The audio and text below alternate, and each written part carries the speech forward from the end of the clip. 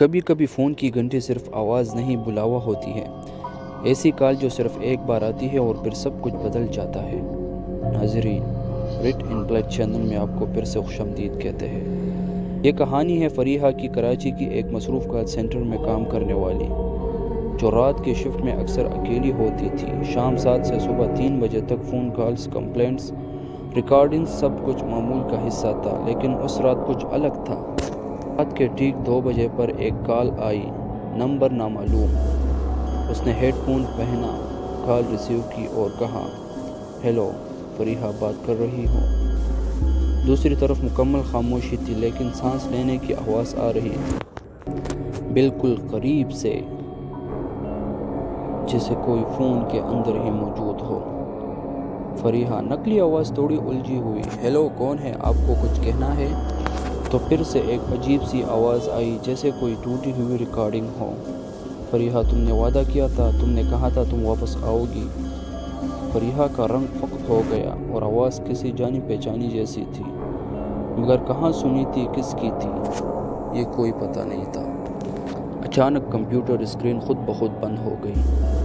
پورے آفس کی لائٹ ایک لمحے کو جھپکی اور پھر سب کچھ معمول پر آ گیا، مگر فون لائن اب بھی کھلی تھی۔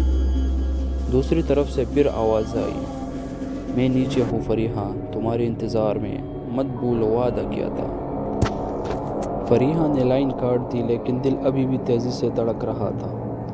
اس نے سوچا شاید کوئی پرینک کر رہا ہے، لیکن کال لاگ پر کوئی نمبر ہی نہیں تھا، صرف ایک لائن لکھی تھی۔ اس نے سیکورٹی گارڈ کو بلانے کے لیے انٹرکام اٹھایا، لیکن آواز آئی اسی عورت کی، اسی لمحے، اس لہجے میں، تمہیں کہیں جانے کی ضرورت نہیں، وہ خود آ رہا ہے۔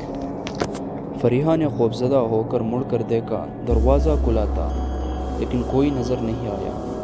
پھر اچانک آفس کی دیوار پر لگا کیلنڈر خود بخود نیچے گرا۔ اس پر سرخ مارکر ایک تاریخ پر دائرہ لگا تھا، 4 جون، سالگرہ یا برسی۔